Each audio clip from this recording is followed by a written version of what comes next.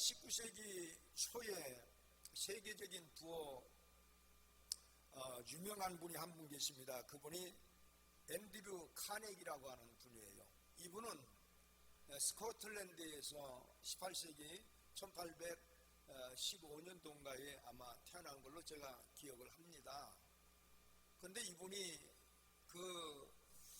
아버지가 공장 직원으로 있다가 결국에 어려움을 많이 겪고 견디지 못해서 미국으로 이민을 들어갔는데, 이민 들어가서도 미국에서 1800년 초에 굉장히 고통당하고 밥을 굶을 정도로 미국에 살면서 밥 굶는다고 하는 게 말이 됩니까? 그런데도 그런 어려움을 많이 겪다가 이 앤드류 카네기가 하나님을 너무 잘 믿은 사람이에요. 그리고 그분이 하나님 앞에 하루에 몇 시간씩 이렇게 기도하다가 하나님이 이 철도 회사에 취직을 시켜주고 그걸 통해서 놀랍게도 강철왕이라고 하는 이름을 얻을 정도로 그때 당시 1800년대 초에 540조 원을 가지는 그러한 대거업으로 세계 제1위 거업으로 등재가 이렇게 됩니다. 참 놀라운 일이죠. 그래서 그분이 결국에 강철왕이라고 하는 유명한 그러한 닉네임을 가질 정도로 그리스도인들에게 굉장한 도전을 주는 그러한 사람인데, 그분이 썼던 부의 복음이라고 하는 책에 가서 보면 아주 심장 뛰는 얘기들을 참 많이 해놨습니다. 저분이 썼던 책이 1800년대 초부터 1878년도까지 책을 참 많이 썼습니다. 한 20여 권 쓴 걸로 알고 있는데, 그 책들 중에서 가장 대박난 책이 부의 복음이라고 하는 책이에요. 나는 여러분들이 기회가 되시면 저 책을 한번 꼭 봤으면 좋겠다라고 하는 생각이 듭니다. 제가 한번 읽었던 책인데 찾아보니까 없어요. 그래서 인터넷으로 제가 구입을 해놔서 아마 오늘 저녁이나 오는 것 같은데, 저분의 모습을 이렇게 가만히 보니까 여러분, 가난에 찌들려서 굉장히 고통받고 환난을 당하다가 기도해서 하나님의 놀라우신 축복금 가운데 여러분 그가 회복이 되는 과정이 너무나 생생하게 부의 복음 속에 잘 기록이 되어져 있습니다. 근데 그분이 임종을 하게 되는데 소문이 널리 퍼져가지고 많은 지인들이 그분을 찾아오게 됐답니다. 그 이유가 뭐냐면, 당신이 그저 밥을 굶을 정도로 많은 고통을 당했는데 어떻게 전 세계적으로 540조 원을 가질 수 있는 그러한 엄청난 부를 만들었습니까? 라고 얘기하니까 거기에 대한 성공 노하우를 그렇게 얘기했답니다. 나는 평생에 하나님 앞에 기도하는 것을 게을리하지 않았습니다. 그리고 나는 믿음으로 하나님 앞에 생명 바쳐 헌신했더니 하나님께서 내게 일평생 기쁨과 평안을 주셨습니다. 할렐루야. 참 은혜로운 얘기입니다. 그 짧은 그 유언과 같은 간증 속에서 이 앤드류 카네기에 뭘 발견할 수 있나요? 기도 철학을 발견할 수 있는데 딱 두 가지입니다. 그 기도 철학은 어떻게 우리가 정리할 수 있느냐 하면, 기도는 입으로 하는 것이지만 믿음의 인격이 갖추어졌을 적에 선물로 주시는 것이 바로 응답이라는 거예요. 그래서 처음에는 우리가 잘 알지 못해서 그저 우리가 막무가내로 기도하지만 그래도 하나님은 들어주십니다. 그런데 우리가 점점점 믿음 생활을 이렇게 해나가면서 장로, 집사, 권사, 목사 이렇게 되다가 보면 때로 기도 응답이 참 안 될 때가 참 많이 있어서 고민도 많이 하고 낙심할 때도 없지 않아 있습니다. 그럴 때에는 우리의 삶을 다시 한번 앤드류 카네기처럼 돌아봐야 될 필요성이 있지 않을까, 저는 그런 생각을 하고 지난 한 주도 정말 은혜 가운데 많이 기도하려고 애를 많이 쓰면서 주님 앞에도 헌신하려고 하는 그러한 생각으로 제가 산 기억이 납니다. 그런데 오늘 그 본문에 등장하고 있는 야베스라고 하는 사람이 그런 삶을 살았다고 말이죠. 할렐루야. 아멘. 너무 감사해요. 그런 삶을 어떻게 그런 삶을 살았다고 우리가 예견하고 얘기할 수 있나요? 야베스라고 하는 이름은 고통, 슬픔이라고 말이에요. 그래서 그 어머니가 그 자식 야베스를 낳아놓고 저놈은 나를 슬프게 하는 놈이었어, 나를 아프게 하는 놈이었어, 내 인생에 낳지 말아야 될 그러한 녀석이었는데 태어나더니 저렇게 됐네. 그러더니 그 닉네임이 뭘로 그가 여러분 선물을 받습니까? 고통, 슬픔이 존귀한 자라고 성경은 기록을 하고 있다고 말이에요. Honorable person이라고 나와 있습니다. 너무 감동스러워요. 어떻게 보면 세상 사람들이 이 사람 태어나지 말았어야 될 사람, 많은 고통을 가지고 태어났으니 그 인생에 얼마나 아픔을 많이 겪고 살았겠느냐고 말이에요.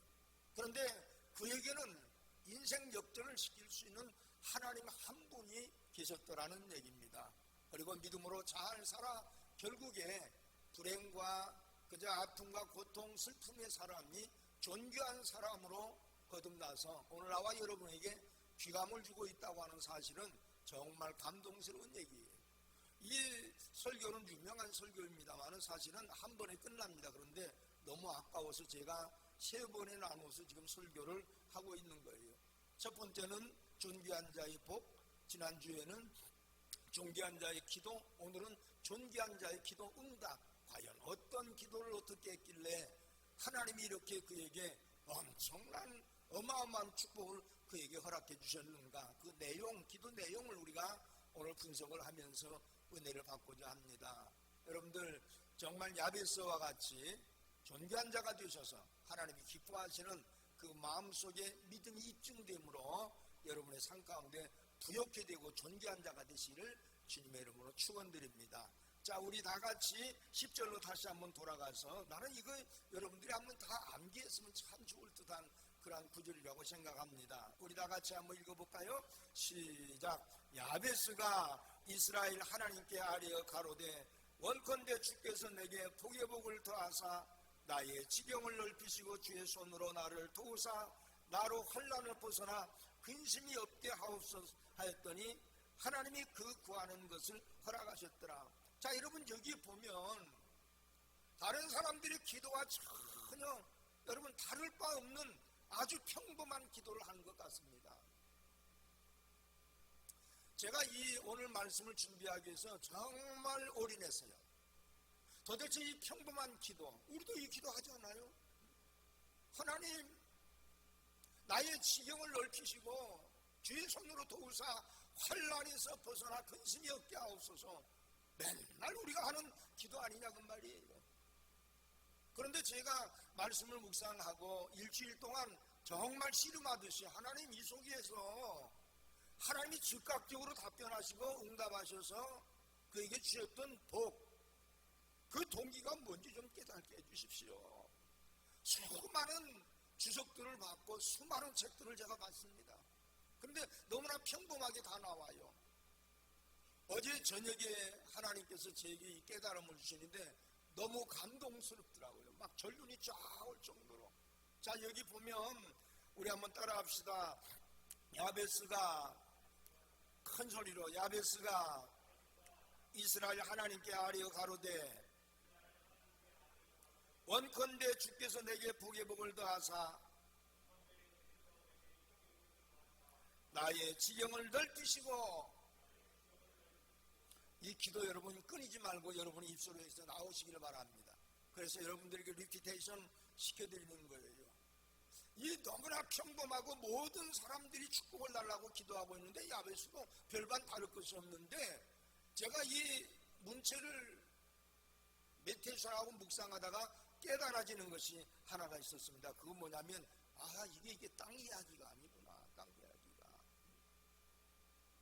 여호와여 나에게 지경을 넓혀주시옵소서, 이렇게 기도한 것이 아니에요.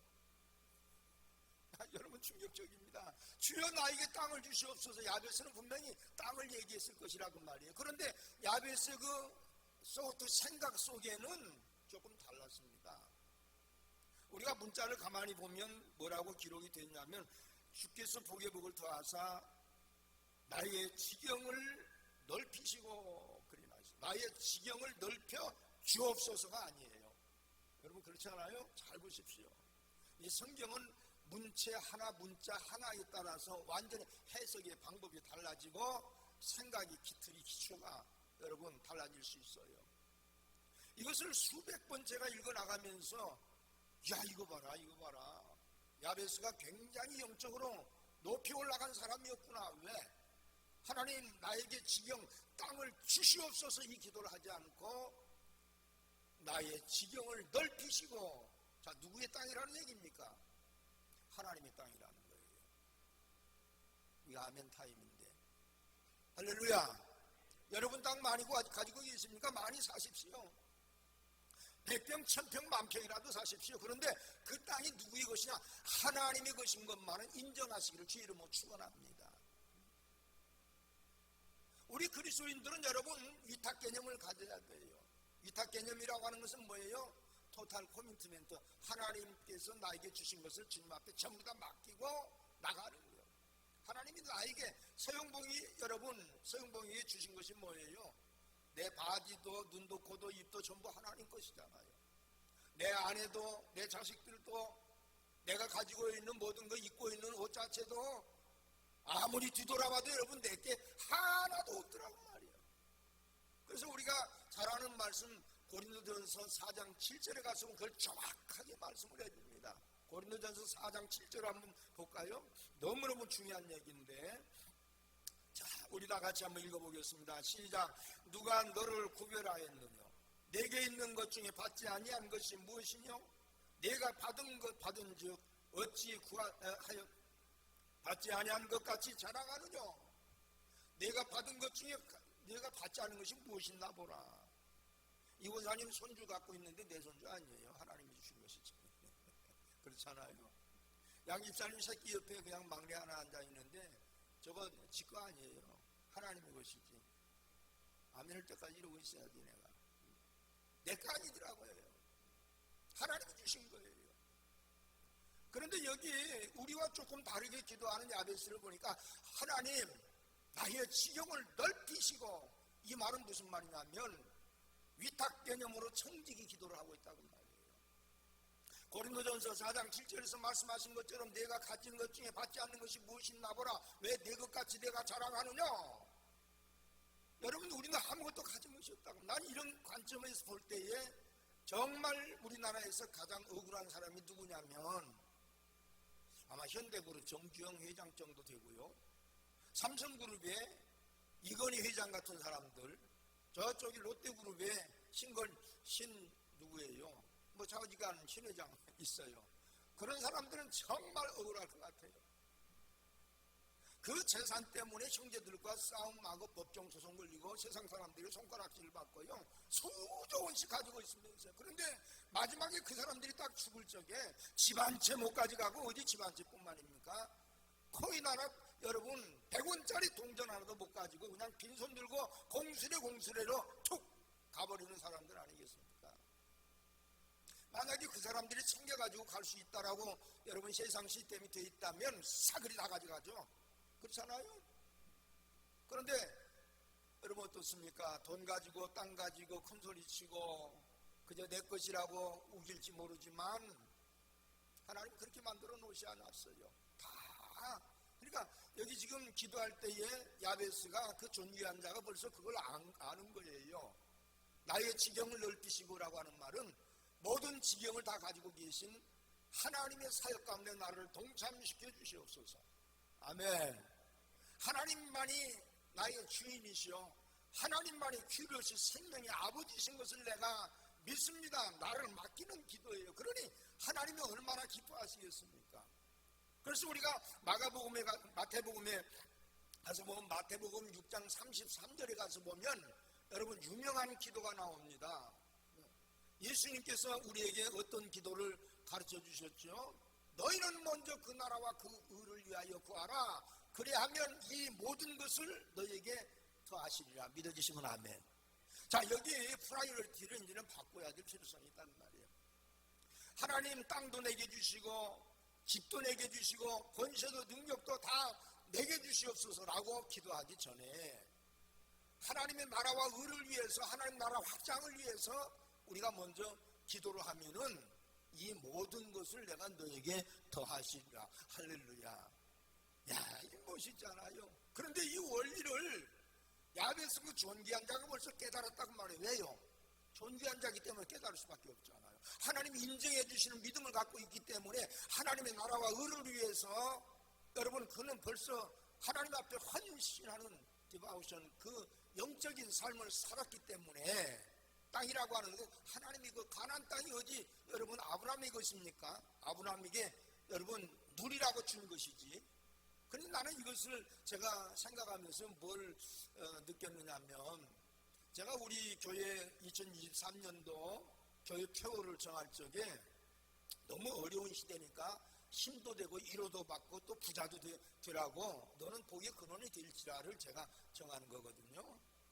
그런데 우리가 여기 창세기 12장 2절과 3절 거기 가서 보면 그 말씀이 어떻게 나오느냐면, 제가 1월 달에도 이 설교를 했습니다마는, 아브라함을 부르실 때 내가 너를 복의 근원이 될지라, 너는 복의 근원이 될지라 그러면서 그 이후에 나오는 말씀이 정말 충격적인 말씀이 있습니다. 천하 만민이 너로 인하여 복을 얻으리라. 믿어지시면 아멘. 여러분, 우리가 바로 아브라함 같은 믿음 가지면, 아브라함과 같은 여러분 그 축복을 얻어서 우리가 복의 근원이 되는 역사가 일어날 줄로 믿으시기를 바랍니다. 그런데 조금 이상해요. 자, 여러분, 이 부분을 땅의 개념으로 우리가 생각한다면 하나님은 굉장히 야속한 분 같아요. 왜 그렇습니까? 아브라함 한 사람을 통해서 천하 만민이 하늘과 땅에 있는 모든 족속들이 너로 인하여 복을 받게 하시겠다 그러면서 가나안 땅 하나 주셨거든요. 어떻게 생각하십니까, 여러분? 세상 말로 말하면 하나님 쫀쫀하신 분이죠. 왜요? 그 땅의 개념으로 복을 본다면 가나안 땅 우리나라에 강원도 땅 정도밖에 안 된다고 말이죠. 그런데 그거 가지고 어떻게 복을 받을 수 있습니까? 야, 참 이거 신기하잖아요. 자, 세계적으로 가장 큰 나라가 어디입니까? 지금 러시아입니다. 러시아. 어마어마한 러시아. 여러분, 세계 지도를 갖다 놓고 한번 보시오. 땅을 이건 뭐 러시아 땅, 또 거기다가 두 번째로 큰 나라가 어딜까요? 중국 같은 나라요.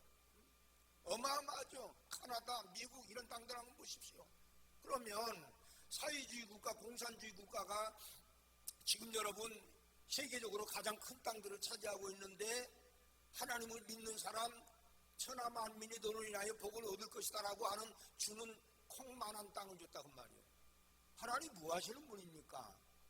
근데 여기에 비밀이 들어있어요. 하나님이 아브라함을 그렇게 축복하시고 천하 만민의 복을 주시기 위해서 가나안 땅을 주셨던 것은 하나님의 영역 안에 있게 만드는 거예요. 가나안 땅은 하나님의 영역이죠. 따라합시다. 가나안은 하나님의 영역이다. 자, 그러면 거기에서 어떤 역사가 일어났습니까?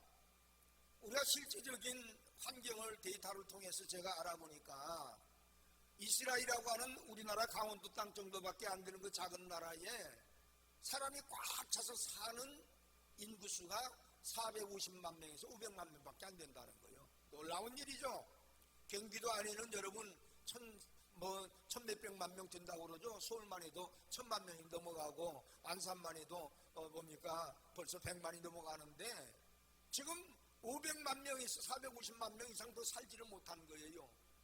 그런데 놀랍게도 역사적인 우리가 배경들을, 그 영적인 그 비하인드 스토리를 찾아보니까 기가 막힌 것은, 거기에서 다 살지 못하니까 이 지구상의 모든 인간들 중에 2%밖에 되지 않는 유대민족들이 어디로 갑니까? 전부 다 미국으로, 소련으로, 여러분 선진국으로 다 가서 여러분 지구상에 지금 그들이 꽉 포진되어 있습니다. 아멘. 믿어지시면 아멘. 이거 여러분 뭘 얘기하는 거예요? 주여 원컨대 복의 복을 더하사 나의 지경을 넓히시옵소서. 이 말은 바로 여러분 하나님의 지경을 넓혀나가는 여러분 영의 사람들의 몫이라고 말이에요. 믿어지시기를 주의 이름으로 축원합니다. 그러니 여러분 미국의 아메리칸 주시들이 정권을 다 잡고 재계를 다 움직이고 산업혁명을 일으키고, 어디 여러분 미국뿐만입니까? 간대마다 역사가 일어나고요. 모든 노벨상 다 가져가고, 세계적으로 유명한 유니버시티에 교수들이 여러분 아메리칸 주시들이 안 들어가는 지역이 없고요. 놀랍습니다. 과학자들도 그렇고 의학 박사들도 그렇고 기가 막히잖아요. 이건 뭐냐면 전 우주를 꽉 하나님의 나라를 만들어서 섭렵하시기 위한 모토로 이스라엘을 그 조그마한 나라를 주셨단 말이에요. 만약에 러시아나 저쪽에 중국과 같이 큰 땅을 주셨다면 유대 사람들은 전 세계적으로 퍼지지 못했을 것입니다. 더 놀라운 사실은 그들이 퍼져서 한 일이 뭡니까? 가는 곳마다 교회를 세우고, 가는 곳마다 선교를 하고, 가는 곳마다 아카데미를 세우고, 나와 여러분이 하나님 앞에 예배드릴 수 있는 처치, 이와 같이 상록중앙교회 같은 교회를 세워서 전 세계가 33억이 넘어가는 그리스도인들이 지금 존재하고 있다고 말이에요. 여러분 놀랍지 않습니까? 이제는 여러분 이 지구가 얼마 남지 않았어요. 주님 오실 날이, 끝날이 곧 다 왔다. 그때 주님께서 이 땅에 재림하실 것이다. 주님 말씀하고 계시잖아요. 그래서 여기 야베스가 지금 하나님 앞에 기도하는 것, 하나님 나의 지경을 넓혀주옵소서가 아니잖아요. 땅의 문제가 아니잖아요. 나의 지경을 넓히소서. 하나님의 땅이라는 거예요. 하나님의 땅. 오늘 여러분 하나님의 나라와 의를 위해서 기도하시기를 주님의 이름으로 축원합니다. 여러분 야고보서 4장 2절과 3절에 가서 보니까 내가 받지 못한 것은 구하지 못하며 구하여도 받지 못한 것은 정욕으로 잘못 구함이라 분명히 우리에게 가르쳐주고 있습니다. 이 지금 야베스가 아마 이런 성경 구절은 그가 보지 못했겠죠. 신약은 그들이 뭡니까 죽고 나서 생겨진 것이니까. 그런데 그 마음속에 감동만은 그들이 가지고 있었던 것 같아요. 그래서 마음을 다 내려놓고 하나님 이 이스라엘 지역에 땅을 내게 주시옵소서라고 기도하지 않고 하나님의 나라와 의를 위해서 막 기도했던 그러한 것, 사욕을 다 내려놓고 욕심을 다 피워버리고 가장 먼저 그 퍼스 먼저 그의 나라와 그의 의를 위하여 구하라고 하는 주님의 말씀처럼 하나님의 나라를 위해서 구했던 그를 우리가 한번 생각해 볼 필요성이 있습니다. 우리 한번 따라합시다. 육체의 소욕을 버리자. 그것이 하나님이 당신의 영역 가운데, 당신의 지경 가운데 우리를 인벌브 시켜주시고 사역을 이뤄나가시면서 복 주시는 동기부여가 된다고 말이에요. 나는 이 자리에 늘 그런 얘기합니다만은 사업을 하시건 직장생활을 하시건 아니면 여러분 무슨 일을 하든 여러분 그의 나라와 의를 위해서 기도하십시오. 하나님 이걸 통해서 주님의 나라가 왕성하여지고 하나님이 이걸 통해서 이 나라 이 민족이 복을 받게 하시고 하나님의 프로젝트가 나라를 통해서 이루어지게 하옵소서. 여러분 나만 하겠다고 하지 마세요. 그게 복이 안 옵니다. 자, 아브라함에게 한번 잘 보십시오. 가난 젖과 꿀이는 가나안 복지를 주겠다고 얘기를 했는데 안 주세요. 그런데 우리가 창세기 13장에 가서 보니까 이미 12장에는 아브라함이 가나안 땅에 들어갔는데도 불구하고 작은 땅을 차지하고 있었어요. 그 이유가 뭘까요? 하나님의 말씀 불순종했기 때문에 그래요. 우리가 창세기 12장에 가서 보면 하나님께서 아브라함에게 정확하게 얘기해 줍니다. 아브라함아 갈대아 우르를 떠나서 내 친척, 내 본토 친척 아비집을 떠나 그랬잖아요. 그런데 다른 거 다 버렸는데 누구 데리고 옵니까? 그 조카 롯 데리고 옵니다. 왜 그랬을까요? 나이가 많으니 자식 못 나니까 요놈 양자 삼아가지고 대를 이으려고요. 그런데 하나님의 계획은 따로 있었다고 말이에요. 이미 아브라함의 씨를 이삭으로 준비하시니까 하나님을 찬양하게 되시길 주의 이름으로 축원합니다. 그러고 나서 놀랍게도 가는 데마다 이 롯의 종들과 아브라함의 종들이 부딪히고 싸우는 거예요. 그래서 하루는 롯을 부릅니다. 창세기 13장에 나오는 유명한 얘기죠. 롯아 너와 나는 골육지친이 아니냐. 그러니 우리가 이렇게 싸우면 하나님의 영광이 어떻게 드러날 수 있고 이렇게 싸우면 되겠냐 그랬더니 여기 이 가나안 지역이 얼마나 좋은 땅들이 많냐. 내가 우하면 내가 좌하고 내가 동하면 내가 서할 테니까 네가 눈에 든 대로 한번 초이스해서 한번 선택을 해봐라. 그랬더니 소돔과 고모라 땅이 그때 당시 굉장히 비옥한, 지금으로 보면 강남의 압구정동이나 뭐 이런 땅이겠죠. 거기를 택하고 갔을 적에 그가 주저앉아 버립니다. 실망했다는 거죠. 그런데 주저앉아서 낙심하고 있을 적에 하나님께서 롯을 보낸 후에 이렇게 나와요. 성경 속에 13장에 가서 보면 롯이 떠난 후에 일이 나온다는 말이에요. 그때 하나님이 오셨어요. 여러분 창세기 12장 5절 이후에는 창세기 13장에 가기까지 하나님의 현면이 안 나타납니다. 아브라함에게 전혀 나타난 흔적이 없어요. 여러분 성경 가서 읽어보십시오. 그런데 롯을 딱 보내고 마자 즉시 하나님께서 아브라함아 너는 일어나서 머리 너희를 들고 동서남북을 바라보라. 네가 바라보는 그 땅을 내가 네게 주리라. 할렐루야. 롯이라고는 사육 때문에 하나님의 영적인 비전이 넓어지를 못한다는 얘기입니다. 내가 잘 먹고 잘 사는 것 지켜봤자 먹어봤자 여러분 새끼 더 먹겠습니까? 새끼도 안 먹으려고 지금 두 끼 먹습니다. 만약에 새끼, 네끼, 다섯 끼, 여섯 끼 먹으면 그냥 배 빵 터져 죽어요. 다 죽어. 그런데 우리는 거기에 대해서 얽매여가지고 하나님의 나라 확장시키지 못하는 경우들이 얼마나 많이 있습니까? 그때부터 막 하나님께서 아브라함을 복을 주시는데 놀라운 역사가 일어납니다. 막 여러분 380여 명의 종들을 거느리고 380여 명 여러분 종들을 거느렸다고 하는 것은 그 식솔들, 거기는 전부 다 가장들 아니겠어요? 식솔들 여러분 4명씩만 잡아도요 여러분 2,000명이 넘어가는 그러한 사람들입니다. 그 종들이 말이죠. 그걸 다 먹이는 사람이 누구예요? 아브라함이에요. 그때부터 막 쫙쫙 지경이 넓혀져 가는 것을 볼 수가 있습니다. 따라합시다. 그의 나라와 그의 의를 위하여 그렇게 사십시다. 우리 할렐루야. 그러면 하나님이 역사한단 말이에요. 여러분 자꾸 소욕을 가지고 내 맘대로 내 뜻대로 살면 우리 인생의 바운더리가 정말 좁아진다는 말이에요. 나는 여러분이 넓어지기를 주 이름으로 축원합니다. 우리가 누가복음 19장에 가서 보면 삭개오라고 하는 사람이 있습니다. 여러분 이 삭개오라고 하는 사람은 와이 칼납니다. 요즘 말로 말하면 정말 이 사람은 지성파고요. 인류대학을 나온 사람이에요. 그리고 그의 직업이 뭡니까? 시에리장으로 나와 있잖아요. 요즘 말로 말하면 시에리장은 성경 속에 딱 한 명이에요. 요즘 말로 말하면 관세청장이라고 말이에요.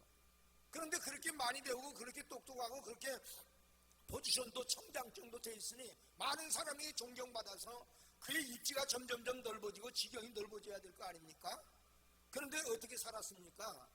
여러분 부정 축제를 통해서 이스라엘 사람 어려운 사람들을 막 압축하고 힘들게 해서 세금을 늑탈을 하고 그래서 로마 정부에다가 어느 정도 주고 자기가 다 차지하고 사니 그는 부자였더라 성경에서 얘기를 하고 있습니다. 그러니 여러분 그 잘 배우고 그 똑똑하고 여러분 어떻게 보면 어디다 내놔도 부족함이 없는 청장 정도 포지션을 가지고 있는 사람이 완전히 왕따가 돼서 섞이지도 못하고 아무도 그와 얘기를 하지 않는다는 말이에요. 어디 그뿐입니까? 음식을 먹으러 가도 음식도 팔지 않습니다. 다른 사람들에게 좋은 것 좀 사가지고 쓰려고 해도 그에게는 장사를 하지 않습니다. 왜요? 내국노라고 지켰기 때문에 그래요. 자기는 여러분 돈만 가지면 지식만 있고 스펙만 높여놓으면 내 입지가 내 지경이 점점점 넓어져서 점점 괜찮아지리라고 그런 자신을 했을 것입니다. 그런데 결국에 자기가 가지고 있는 스펙이나 모든 재산이나 자기가 가지고 있는 모든 학력이나 포지션들이 그를 갖다가 비좁게 만들어버렸단 말이에요. 그러니 얼마나 고통스러운 인생을 살았겠느냐고 말이에요. 그 거부가 말이죠. 그러다가 어느 날 예수님께 들어오신다고 하는 얘기를 듣고 키가 작으니 뽕나무에 올라가서 준비하고 있는데 그 많은 사람들 속에서 예수님께서 그를 찾아가셔서 삭개오야 내려오라. 놀라운 사실은 왜 거기 가셨느냐?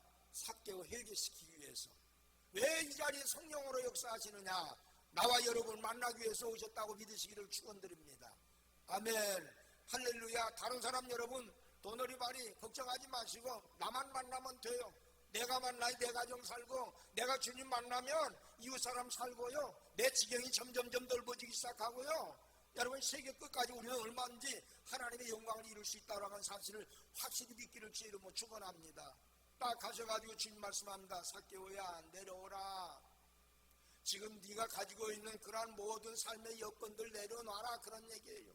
저는 지금도 TV 앞에 컴퓨터 화면 앞에 내려놓으면 편해진다라고 하는 지금도 제가 교회 나올 때마다 그걸 봅니다. 내려놓는다고 하는 건 뭐예요? 더 겸손해지고 나는 내 거 아니고 내 지경도 아니고 오직 하나님은 나의 인생의 주인이십니다. 할렐루야. 이거 고백하는 거예요. 나는 그걸 볼 때마다 은혜가 되고 눈물이 나요. 나 인생의 여러분 아이덴티티 정말 정체성을 그걸 보면서 많이 느끼고 저는 살아갑니다. 주님께서 뭐라고 말씀하셨어요? 삭개오야 내려오라. 내가 오늘 밤에 네 집에 유하여야 되겠다. 뭘로 오셨다는 거예요? 주님이 내 가정 속에 메스터 주님으로 오셨다는 거예요. 주인으로 오셨다는 거죠. 그 말 한마디에 삭개오의 인생은 업사이드 다운 완전히 막 뒤집어져 버립니다. 그렇게 칩스케이트요, 그렇게 구두쇠였던 그가 뭐라고 얘기합니까? 여러분, 뽕나무에 내려와서 주님께서 내 집에 가겠다고 딱 주님이 들어가시니까 그는 그렇게 자기가 지키려고 했던 모든 삶의 여건들을 다 내려놓는데 뭐라고 얘기를 하느냐면, 주여, 내 재산 절반을 팔아서 가난한 사람들에게 나눠주겠습니다. 사람을 만나겠다는 거예요. 사람을 도와주겠다는 겁니다. 여러분, 주님께서 우리에게 주신 계명이 뭐죠? 하나님 사랑하냐? 그러면 이웃에게 나눠주고 사랑해라. 바로 그 점점점 하나님의 영적인 바운드리, 영적인 지경을 넓혀 나가는 겁니다. 그런데 여러분, 뭐라고 얘기하죠? 재산 절반을 팔아서 가난한 사람을 나눠주고 남의 건 내가 만약에 토색한 거 있으면 4배로 갚겠습니다. 성경 기가 막히게 아는 사람이에요. 그런데 성경을 알았는데도 불구하고 놀랍게도 주님 만나기 전까지는 그것을 행하지 못했어요. 그러니 협소하고 비루한 인생을 살 수밖에 없다는 얘기죠. 그런데 여러분, 주님을 딱 만나고 주님이 내 가정의 메스터 주인으로 딱 들어오시고 나서 그 인생이 뒤집어지고 어떤 일이 일어나죠? 성경을 여러분 행할 수 있는 능력까지 받아냈다 그 말이에요. 여러분, 남의 그 토색에서 4배로 갚았다? 재산 다 날아가는 거죠. 그러니 그렇게 하고 나서 놀랍게도 그 칩스케이트 구두쇠 매국노, 나쁜 놈, 두려운 놈, 침뱉고 물건도 팔지 않았던 그들이 어떤 일을 합니까? 그때부터 존경하는, 여러분 야베스와 같이 존경하는 사람이 돼서 하나님의 지경을 쫙쫙 뻗쳐나가는 사람이 되지 않았느냐 그 말이에요. 나는 어려서 제가 살던 지역이 산동면이라고 하는, 남원군 산동면이라고 하는 그 소재지에 제가 살았습니다. 그런데 그때 당시 제 아버지 친구 한 분이 계셨는데, 이반길 씨라고 하는 분이 계신데, 이 양반이 천석군이에요. 여러분, 이 한 섬이 쌀 2가만이잖아요. 천석군이라면요, 1년에 몇천 가마씩 쌀이 들어온다는 거예요. 그러니까 그 동네를 들어가면 그 양반 땅을 밟지 않고는 갈 수가 없어요. 그 정도로 어마어마한 부자입니다. 그런데 어려서 제가 이렇게 봐도 왜 그렇게 불쌍한지 몰라. 항상 그 모시적산 있잖아요. 그게 깨져서 해가지고 때국물이 줄줄 흐르는 데다가 날마다 지게를 치고 걸음을 지어 나르는 사람이에요. 그러니까 논이 수백 마지가 있는데도 불구하고 많은 사람 벌써 많아도 제대로 뜨지 않고 그걸 농사를 혼자 다지려고 하니 그 사람 죽는 거 아니겠어요? 그러니 그 거부가 말이죠, 그저 막걸리 한 잔씩 걸치면 맨날 울고 불고 난리예요. 그 쌀 여러분 1년에 몇천 가마씩 들어오는 거 전부 다 나가서 수매 다 해가지고 돈이 여러분 얼마나 많은 사람인데 머슴들도 너댓 명씩 드리고 놋도 사가지고 하면 될 텐데요. 그런데요, 그렇게 한다고 지켜지는 게 아니더라고요. 그 집에 2 자녀가 있었습니다. 딸이 하나 있었고 아들이 하나 있었는데, 아들은 머리가 좋아가지고 전북대 법대를 나왔어요. 전라북도 지역에서는 전북대 법대 그러면 탑입니다. 이제 군수 같은 놈 나온다 말이지, 판사 같은 놈 나온다, 뭐 굉장히 제 인물도 잘생기고 우리 대선배입니다 그분이. 그런데요, 그 딸이 여러분 자기 마음에 드는 사람과 결혼한다고 하니까 그 아버지가 반대했더니 음독 자살해버렸어요. 농약 먹고 죽여버렸다고 말이에요. 기가 막힌 일이잖아요. 그리고 법대 나와가지고 머리 좋은 놈이 여러분 정말 시험 봐서 국가공무원이나 되고 했으면 얼마나 좋았겠어요. 아버지 재산 야금야금 다 먹어버리고 그 이방길 씨라고 하는 사람 비참하게 죽었습니다. 마냥 쫄딱 폐가 망신 다 해가지고요. 이건 뭘 의미하는 겁니까? 물론 그때는 하나님을 그들은 믿지 않았을 것입니다.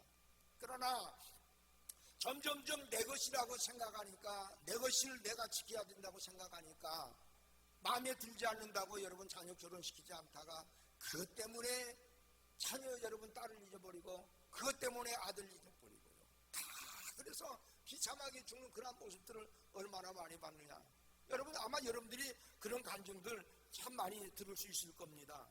여러분 금세기에 가장 존경받는 분이 2분이 있습니다. 세계적으로. 재계나 금융계 이분들 이름만 딱 대면 모르는 사람은 없습니다. 그분이 첫 번째 워런 버핏이고요, 2번째 빌 게이츠입니다.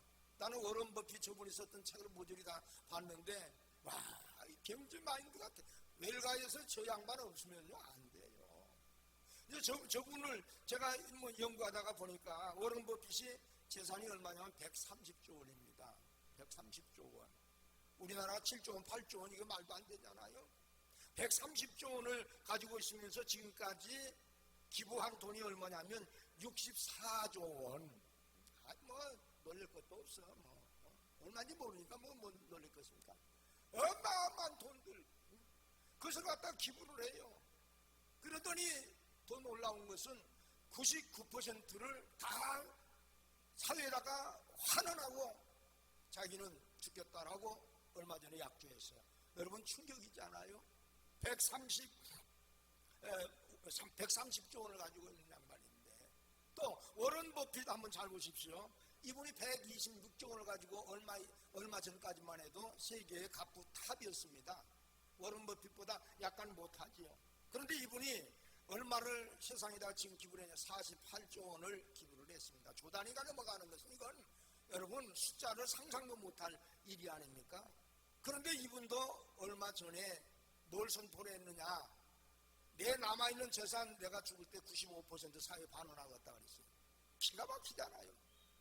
이분들 여러분 워런 버핏과 빌 게이트 얘기만 들으면 전 세계 삼척동과 꼬맹이들도 그 이름 석자를 다 합니다. 얼마나 지경이 넓어져 버린단 말이에요. 그런데 놀라운 것은 이분들이 누구의 영향을 받았느냐? 워런 버핏과 빌 게이트가 앤드루 카네기를 여러분 벤치마킹한 거예요. 그분을 여러분 그렇게 사모하고 그분을 연구하다가 부자가 되고 그분대로 여러분 뭡니까 이렇게 기부를 하고 그들의 영역을 얼마나 크게 넓혀놨습니까? 그런데 더 감사한 것은 워런 버핏도 그렇고 빌 게이츠도 그렇고 하나님을 믿는 사람, 하나님을 믿는 사람이 할렐루야. 여러분 하나님을 믿는 사람이에요. 이 사람이 여러분 이 두 사람이 전 세계적으로 끼친 영향이 얼마나 큽니까? 그 하나님의 영광이 얼마나 많이 드러나겠느냐 그 말이에요. 나는 오늘 여러분들이 이 야베스가 존귀한 자가 돼서 그런 삶을 산 것처럼 하나님의 지경이 여러분을 통해서 넓혀지기를 주님의 이름으로 축원합니다. 나는 우리 아들들 내 뭡니까 손주들에게 늘 그런 기도해요. 세계적으로 쓰임받고 그저 요셉처럼 한나처럼 전 세계로 글로벌하게 나가게. 왜? 한국에서 있는 것보다 전 세계적으로 글로벌하게 나가서 여러분 크게 된 것이 얼마나 하나님의 영광입니까? 어찌 내 손주들만 제가 그렇게 기도합니까? 여러분의 자녀들, 여러분 손주들까지 그렇게 다 기도하죠. 진짜입니다. 저는 진짜입니다. 나는 오늘 여러분의 정말 그 지경을 활짝 넓히시다가 하나님 정말 영역 가운데 하나님의 기적을 체험하는 나와 여러분 되시기를 주님의 이름으로 소망합니다. 그리고 또 하나 정말 멋들어진 기도를 합니다. 여기 10절 중반절에 가서 보니까 여러분 뭐라고 얘기합니까? 나의 지경을 넓히시고 주의 손으로 나를 도우사 나로 환난에 벗어나 근심이 없게 하옵소서. 우리 한번 따라합시다. 주의 손으로 나를 도우사 환난에서 벗어나 근심이 없게 하옵소서. 이렇게 되시기를 주의 이름으로 축원합니다. 참 여러분 조금 여러분 이상하지 않아요? 우리는 돈만 있으면 모든 문제 안 당한다고 생각합니다. 문제를 당해도 다 해결한다고 생각을 해요. 여러분 잘 들으세요. 돈 가지고 해결할 것들이 너무나 많지만 돈 가지고 해결 못할 것들이 얼마나 많이 있느냐 그 말이에요. 우리는 늘 영적으로 이렇게 삶을 이렇게 살아가는 사람들도 그저 뭔 일만 터지면 돈만 있으면 되는데 여러분 잘 보십시오. 이 야베스가 지금 뭘 구하고 있습니까? 아니 하나님께서 지경을 넓혀주옵소서. 지경을 넓혀줘 버리고 복을 주셨는데 돈 있는 사람이 왜 주의 손으로 나를 도우사라고 얘기를 하고 있을까요? 그 주의 손이 나를 도우사 환난에서 벗어나 근심이 없게 하옵소서. 그 환난이라고 하는 단어를 연구를 해보면 원어에 가서는 들립시스라고 나와요. 들립시스. 이거는 여러분 다 디프레서 쥐어 짜다 그래서 깨져버리게 만든다 그런 뜻이요. 그러니까 누가 하는 겁니까? 돈 많은 사람이고 건강한 사람이고 그저 가지고 있는 것 많이 가지고 있다 할지라도 사탄이 역사해버리면 깨져버린단 말이에요. 사탄이 역사해버리면 들립시스 환난이 올 수가 있는데, 자 여기서 우리가 하나 정말 중요한 입질 하나 발견하고 가야 됩니다. 그게 뭐냐면 여러분 돈 가지고 될 일도 많이 있지만 정말 충격적인 것은 악령이 역사하고 사탄이 역사하는 것은 총 가지고도 안 되고요, 대포 가지고도 안 되고 핵 가지고도 안 되더라고 말이에요. 여러분 지금 핵을 터뜨린다고 할지라도 귀신 한 마리 잡아낸다고 여러분 할 수 있습니까? 성경 속에 그런 얘기 나오나요? 전혀 안 됩니다. 전혀 안 됩니다. 그러니까 지금 이 야베스는 무슨 얘기를 한가 하면 하나님이 나의 지경을 넓히셔서 내가 거부가 되고 큰 믿음의 사람이 되면 반드시 사탄이 들립시 사탄이 환난을 내게 줄 텐데 이것을 피드백하는 거예요. 피드백. 여러분 일이 잘 되십니까? 괜찮습니까? 그러면 피드백 기도 들어가십시오. 잘 되면 원수 역사하기 시작하는 거거든요. 여러분 쫙쫙 뻗어나가면 벌써 사탄은 문 앞에 오거든요. 이건 미리 우리가 피드백 기도하고 하나님 주의 손으로 도우사 환난을 벗어나 근심이 없게 하옵소서 원수 마귀를 벗어나 근심 걱정이 없게 하옵소서 그 얘기입니다. 그래서 맨날 내가 기도하라는 거예요. 뻥 터지고 나서 아이고 기도할 걸 때는 늦는 거잖아요. 때는 늦는 거잖아. 이제 아까 제가 광고 시간에 광고 드렸습니다만 김순인 권사 제 양반이 기도 참 많이 했습니다. 제가 미국에서 나와가지고 8개월 동안 청계산 올라다니면서 정말 눈물기도 많이 했어요. 저 마장동에 여러분 120평짜리 240평 누가 준다고 해서 나왔는데 그게 탁 틀어지는 거예요. 야 신기하잖아요.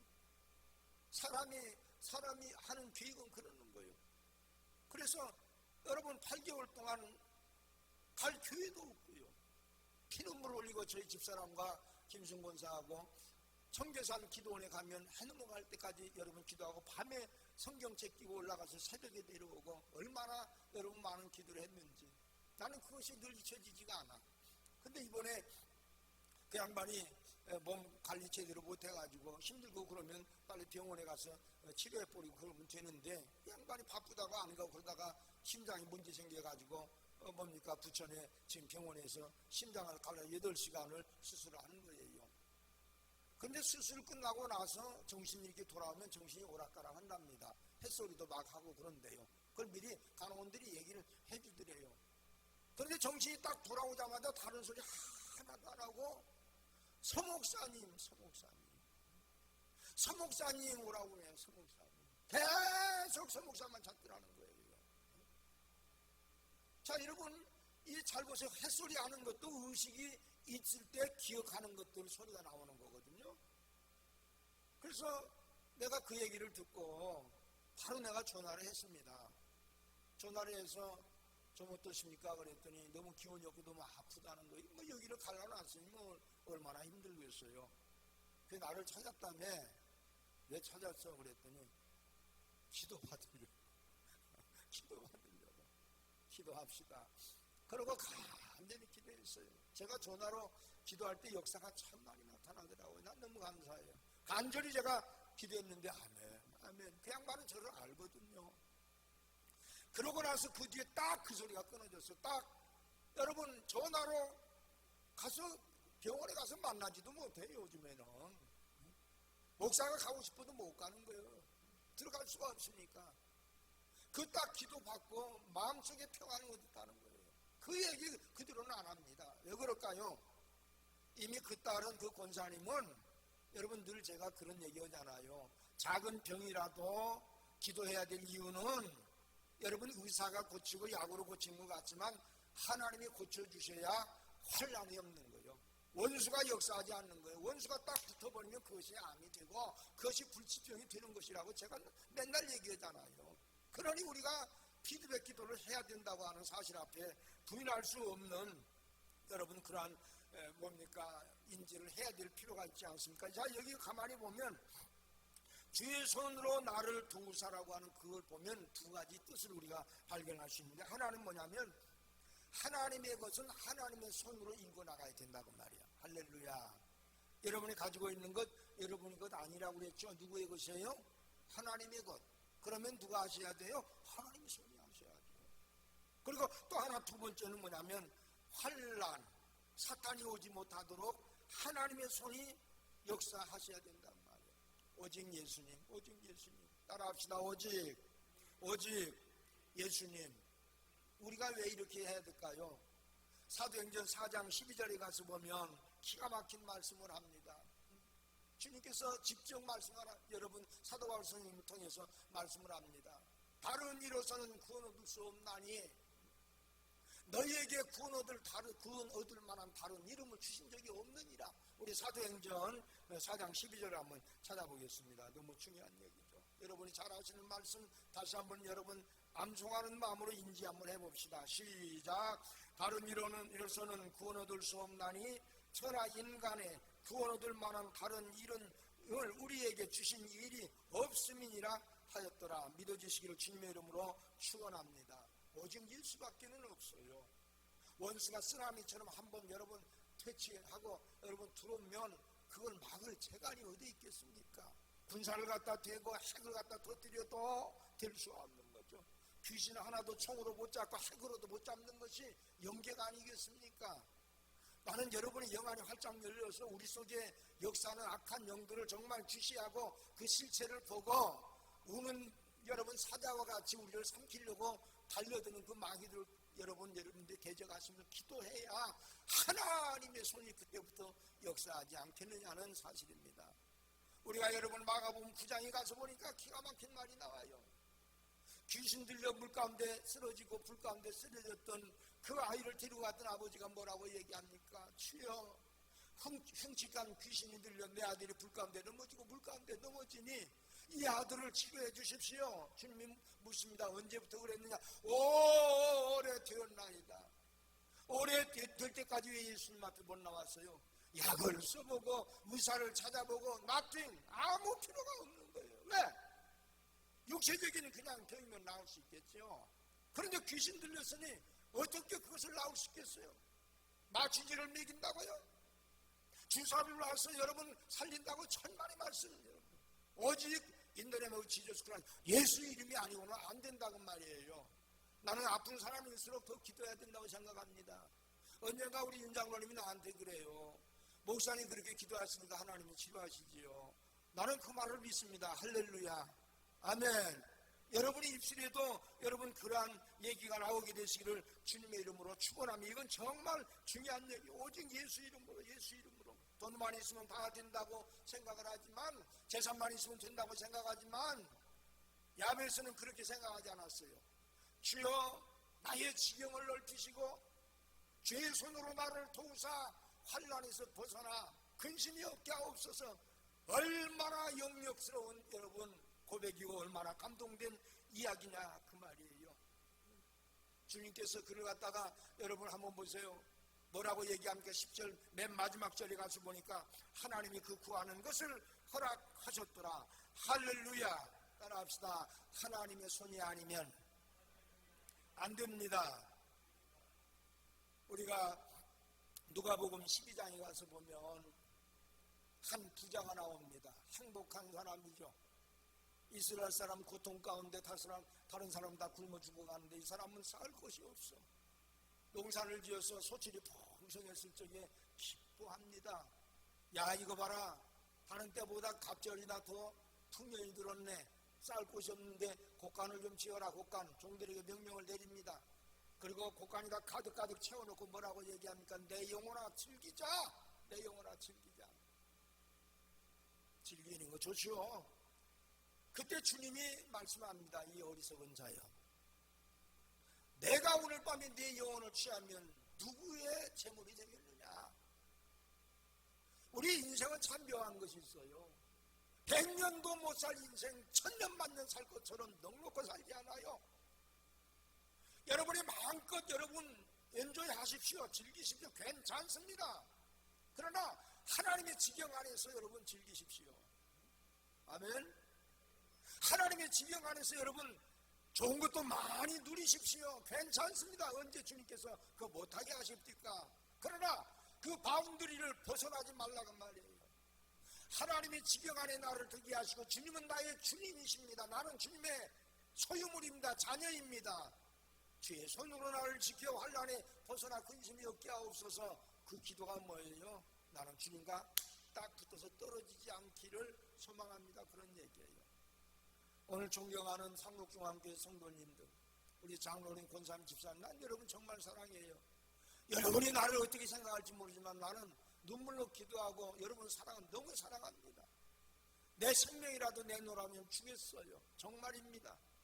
나는 여러분들이 정말 하나님 앞에 예수로 지경을 넓히시고 하나님의 선한 손 도움을 받아서 여러분의 삶 가운데 야베스와 같이 존귀한 자의 기도가 이루어짐으로 큰 복받게 되시기를 주님의 이름으로 축원합니다. 저를 한번 큰 소리로 따라합니다. 주여, 주여 도와주소서. 우리 한번 이 시간에 기도합시다. 하나님 나를 도우사 내 지경을 넓히시고 환난에서 벗어나 근심이 없게 하옵소서. 우리 한번 간절히 통성으로 기도하는 시간